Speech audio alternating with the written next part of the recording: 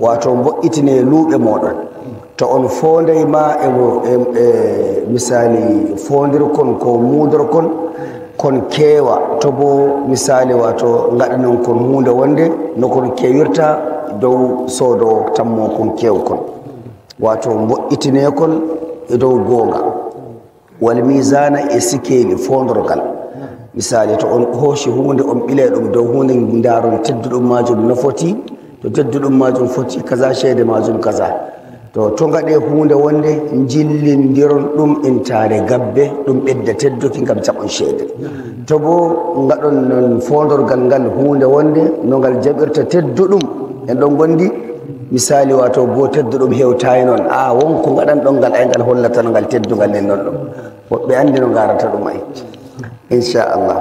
to kanjum wiyete en ɗon gondi to kanjum wiyete misali wato wala tabhasu nnasa ashiya'ahum to toñe ɓiɓɓe adama en e dow huude coggoji maɓɓe ay wala tufsidu fil ardi ba'da islahiha to bonnite doggidon bononda hakkude jeyaɓe allah e dow leddi e on toño riskuji maɓɓe ba'da islahiha to on bonne jeyaɓe ɓawo annabo en ngari noddiɓe faaki entare kandal onon bo bonnon ɓe kanjum wiyete la tufsidu fil ardi ba'da islahiha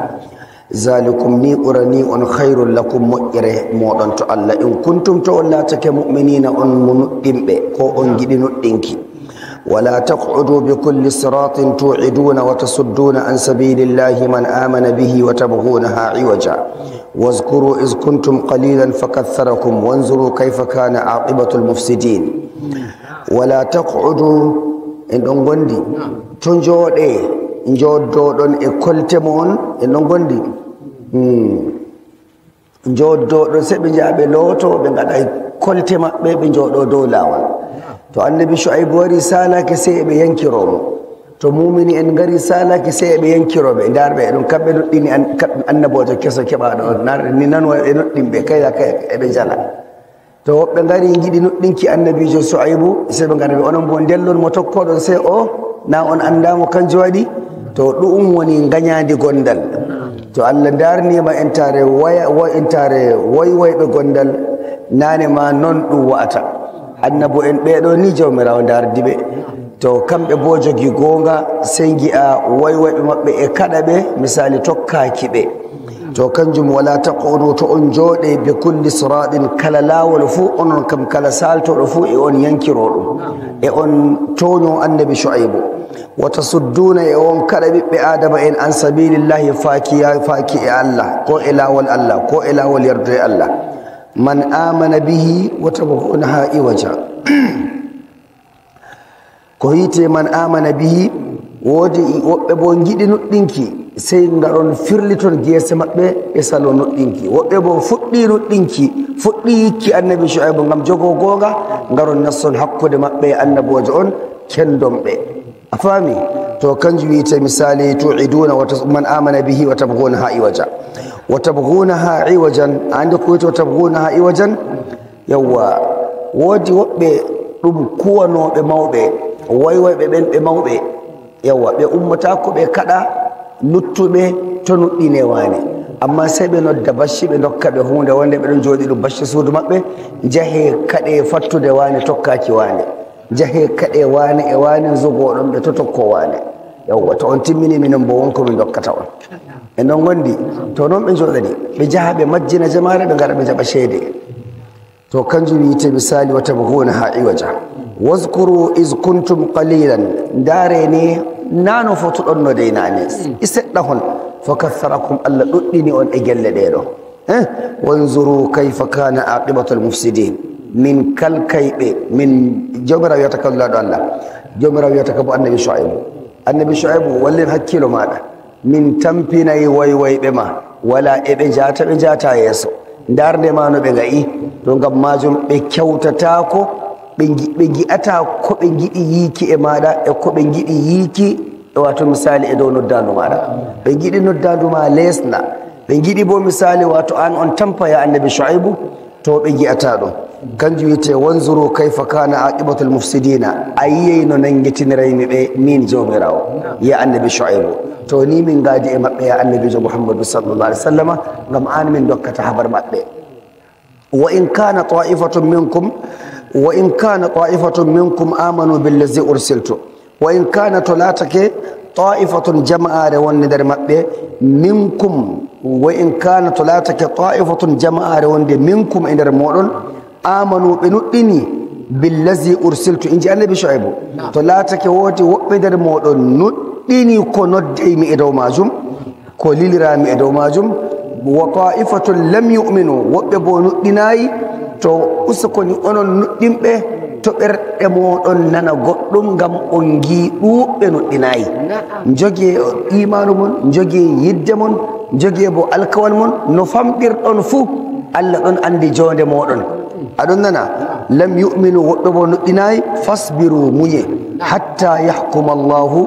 baynana har jawmirawo misali ko adi e hiitoto hakkude meɗen enen nuɗɗinɓe e kamɓe ɗuɓɓe ɓe nuɗɗinayi enen yiɗiɗɗaɓe e kamɓe ɗuɓɓe waywayɓe to kanjum wiyete misali yahkuma Allahu jawmirawo hiitoto ko ɓadi a yiyeno jawmirawo hitorto ɗum baynana hakkude meɗen wa huwa jawmirawo on khayrul hakimin wala ɓi adama waɗi jawmirawo wawuki hiitaku ko bo adalci e hiitaku walhamdulillahi rabbil alamin. أعوذ بالله من الشيطان الرجيم بسم الله الرحمن الرحيم الحمد لله رب العالمين والصلاة والسلام أتمان الأكملان على سيدنا محمد صلى الله عليه وسلم النبي المصطفى والنبي الهادي إلى صراطك المستقيم ورضي الله تعالى عن ساداتنا من أصحابه وعن أهل بيته وعن التابعين وتابعيهم بإحسان إلى يوم الدين. سكرا بمن السلام عليكم ورحمة الله تعالى وبركاته. إن قلت الله إدر مؤيجي بتوقع كوئل درون بركة للسومة هندي إن السومة يندر من جوابه ñandere men laatide misali wato jewe gore e nder misali wato sappo arandeje ɗe ɗum sappoje laatide annabijo Allah woni e waji annabijo men Muhammadu sallallahu alaihi wasallam ñande mo farlinana suuma e ramadana ñande bo mo umri ummatore mako misali nde suumo lewru ramadana sai mu hendi misali sumayen lewru ndun kashi tati mo wi woodi sappo arandeje woodi bo sappo tumbiɗe woodi bo sappo shakitiɗe ni annabijo Allah sallallahu alaihi wasallam mo wi fa to koshe kala lewru ndun ndu fuu maaru ndu fuu wato ɗabi'a mum kaɗon dilla e dow yanayi go'o mo wi a'a kala sappo fuu e yanayi muɗum kala sappo fuu e moƴƴe mum ni annabijo Allah hendande sallallahu alaihi wasallam nanema mo kendowo moƴƴe hanko jawmirawo tambinta moƴƴe sey mo tambita sey mo hendana ummatore maako Allah laamiɗo winda en ngoodi gueɗe laatiɗe misali wato moƴƴe ɗe Allah hokkata lulaɗo muɗum ɗe annabijo Allah hendanta ummatore maako mo wi ummatore am on gina lewru ndu kosudu ñalɗe 30 nduɗo mo wi awwaluhu rahma wa awsatuhu maghfira wa akhiruhu itqum min annar mo wi sappo arandeje ɗeɗo mo wi ɗe fuuɗe ɗon keewi yaafuye Allah wala ko ɗe keewi fa sina yaafuye sina a yaafa bo a jaɓantaki wala no laatoto misali wato jaɓaneɗa a yaafaka ngam majum sirru jaɓaneki haro jawmirawo kanjum woni misali wato yaafeki ta yaafaka a jaɓantaki kanjum mo wi arandewol kam jemmare arandere jawmirawo on darata ɓerɗe men momo dardi ɓerɗe mum tawi tiiɗal laaɓi ɗon taadi ɗum woni niyya mbotka hakkude mon e jawmum e hakkude mon e jeyaaɓe Allah to mo wi jaga jemmare arandere o kam min narri ni jawmirawo wiyata si annabijo on mo wiyata mo wi to mo jawmirawo ndaarayi ko bo mo jawmirawo ndaari ɓernde mum e jemma arandere tawi nde fottanaymo woodi no jawmirawo ndaarirta ɓernde jeyaaɓe muɗum tawa ko woni nder ɓernde nden fottanayi Allah to Allah ɗon ɗoftiramo har sappo arandeji ɗe timma mo wita jaɓanaka jemma arandere to ñandere arandere to ñandere arandere a yafaka to ñandere ɗiɗawre woɓɓe ñandere tatawre jafete woɓɓe ñandere newre jafete woɓɓe ñandere juyawre kay woɓɓe hande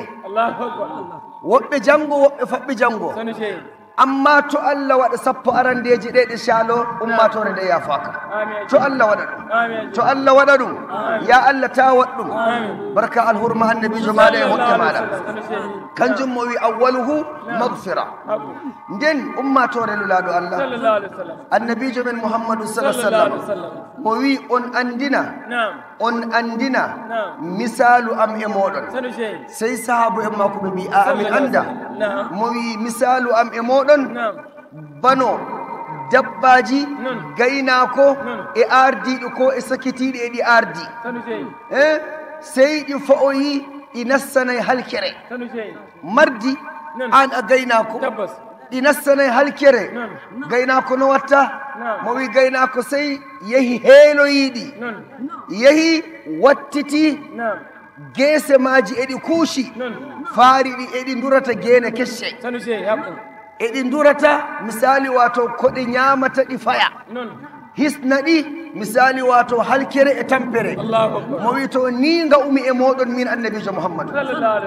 la ilaha illallah la ilaha illallah ummatore nde fayi halkere nde fayi majjere cheyɗanu e ardini ɗe annabijo bo e hewtode annabijo e hewtode ya ummatore am ya jiyaɓe Allah am min mi annabijo mon jawmirawo luliyam to moɗon miɗon nodda on e kuusutuɗon ton na ɗum jahangal ɓoosingal e moɗon na ɗum foftide e moɗon na ɗum sobtirde e moɗon na ɗum ɗowirde e moɗon ɗum inare kuusuɗon halkere on andina inare jahannama jaton amma nda e fa'oton ngare ɗo min mi lulaɗo Allah Allah lulliyam e moɗon annabijo Allah karkiti ummatore nde ende huusi mo huusidinde to Allah mo huusitinde faaki aljanna to nder lewru ndu fuu ɗum moƴƴi Allah sappo arandeje yaafuye sappo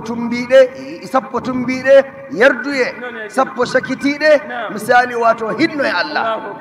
a heɓi yaafuye a heɓi yarduye a heɓi hinnoye ko ɗuttan masina dammugal aljanna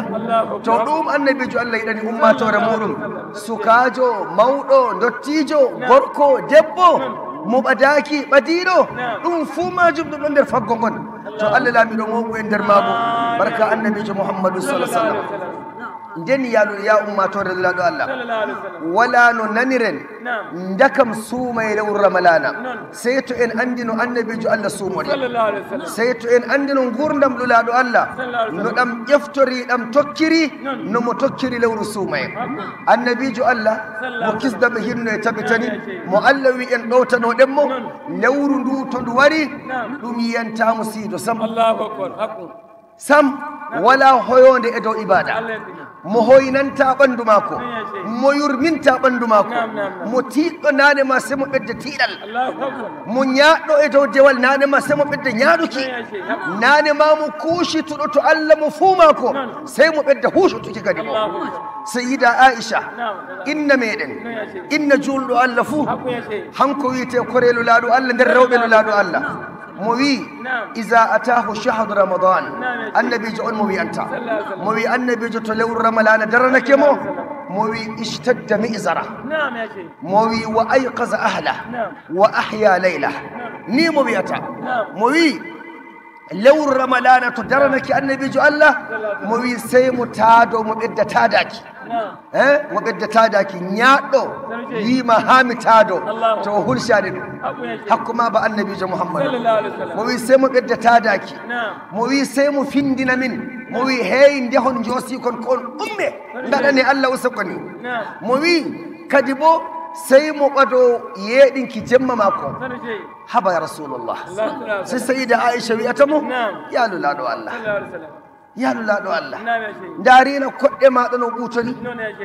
ya lulado allah darina kodde ma no uppiri darina gite ma no mbojiri darina we'itto ma da e ganingo nan ankam mo wi an annabi jo allah mu allah burni aljanna kan an dum artata dum makkitana wala neɗɗo ɗum artata ɗum hokka ɗum maɓɓitina sey an nassa nassina amma ngara e a tampa a ɗanata ko kaara ɓanndu ma emin gi'a tampere e maaru a fofta e ñalawma a fofta e jemma ya mo allah ɓuri yikki ya mo allah lulani min ya seyidi ya rasulallah foftune seɗɗa allah kam nana yafanakema hakkuma wala ko gaɗɗa wala bo ko gaɗata allah wi'ayi mana liyagfira laka allahu ma taqaddama min zambika wa ma ta'akhkhara wa yutimma ni'matahu alayka allah fa no wima wa yahdika sirata mustaqima ngam majum foftu jawmu suudu wiyata jawmu wuro muɗum fofta a wannaka an kam annabijo allah sey ndaari aisha mo wi deyel aisha mo wi naam ya rasulallah mo wi mbiyatayam ka a yiɗana allah ɓedda yettokiyam a yiɗana allah ɓedda yettokiyam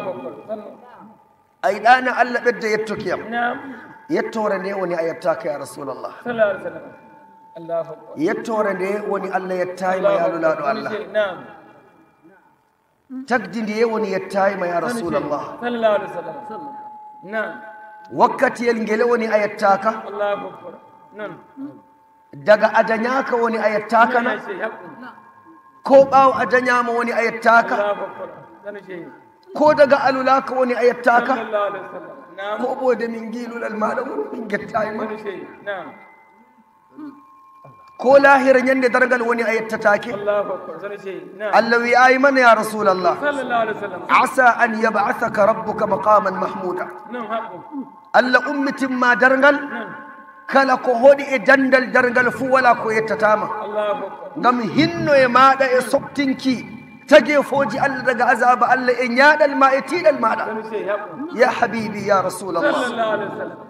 sey annabijo allah wiyata mi yiɗi allah ɓedda yettokiyam ni kadi to enen bo no mbiyeten nda o kam mo annabijo mouhammadou mo allah yiɗi mo allah sappi mo allah ɓurni mo allah towni to ngam majum iri ɗiɗi fuu ɗiptinteɗi ngam ma ndaren ardiɗo men no wontiri enen bo koshen gueɗal e nder gurdam mako to allah jaɓanen sumayjo ɗen amma lewru ndu ñalawma maaru ɗum istigfaruji ɗum sulhuji e jawmirawo ɗum innoje jawmirawo ta yejjuto salatu e dow ɓura tagefoje muɗum ndarane on ko e mon adaduji e tuban ton allah ɓernde e tuuba honduko e inna tuuba nden jaggubo ɓandu e jaggana dow jeyaɓe allah e dow diina allah sumayere maɗa nde ta hotani allah allah bo juttina balle ma hande to ɓi adama hotani allah e suumi a andina sumtorde ma e woni ndeɗi enade ay wallahi nder aljanna annabijo mouhammadou mo wi to lewru ramalana darake ɗum maɓɓi dammuɗe hiite wala dammugal hiite ko gotal maɓɓita ɓe fuu allah wiya maɓɓeɗe maɓɓeɗe wala dammugal ko gotal wangi ko misali maɓɓiti ko waɗi dammuɗe hiite maɓɓitanto e dow sumanoɓe allah maɓɓeɗe allah umra dammuɗe hiite maɓɓe nden mo wiya on maɓɓi malaika en mbiya min maɓɓi mo wi to kaykine omte dammuɗe hiite sey ndu salake sey lewru suuma e salake maɓɓitaniyam dammuɗe aljannaji jeetati wala dammugal ɗum wirnata ɗe fuumaje ɗe maɓɓite mo wi to mo koddiranmi wartaniyam nder lewru ndu fuu ko jemma maaru ko ñalawma maaru ko bimbi maaru ko ñalawma ko alasara ko kikiɗe wala e mbernaymi ɗum sey nder dammude aljanna nder chaka aljannaji sumtari maɗa bo nder aljanna woni to laatake Allah juttini sabbugo ma nan an kam ɗoyɗi ma ɗi ɗanotoɗa malaikajo e dari dow maɗa aɗon rewa Allah aɗon rewa Allah aɗon rewa Allah aɗon rewa Allah har ummoɗa a moyta gonɗi e guite a moyta ɗoyɗi e guite malaika en sabti windinkima mbar jaari bo aɗa waɗi ko harukima nden ta ummaki a waɗi mbar jaari ngoori to mbar jaari daga 70 yokkite meɗɗe 7 oɗo wiite Allah men ka wiite diina men ɗum woni laawol annabijo men ɗum woni hinno e jawmirawo ko titi en ya Allah riskin men hinno e ɗum ya Allah waɗ min goodi geɗal e majum gorko men e debbo men mawɗo men e baccel men jaalirɗo men emo yaalira en wondaɓe e woɗɗiɓe barka alhurma la ilaha illallah barka teddugal annabijo muhammadu sallllahu alih wa sallam allah ɓeddan chekujo men hinno en allah ɓeddan chekujo men sayo allah ɓeddan en jaɓaneki allah waɗ ka sowanki chehujo meɗen mbar jaariji ɗimo wonno allah ɓedda seynirkimo e maji e sowankimo e maji ko watte e dandal ngal fuu allah sowanamo ɗum mbar jaari mako barka alhurma annabijo mako muhammadu sallllahu alih wa sallama Allah barkiɗina rewɓe maako Allah barkiɗina ɓiɓɓe maako Allah barkiɗina taniraɓe maako Allah barkiɗina tarde maako e ɓattiɓe mo ñamre maako e nanre maako emo foofa e tumbiɓe mo e joɗotoɓe yeeso maako e ko yiɗimo fof emo wuura har ɓaawo maako barka annabijo muhammadu sa sallam Allah ƴeftana en annobawa nga e gelle men Allah ƴeftana en annobawa nga e leddi meɗen Allah yamɗina en Allah riskina en Allah jeenita en Allah seyna en walhamdulillahi rabbil alamin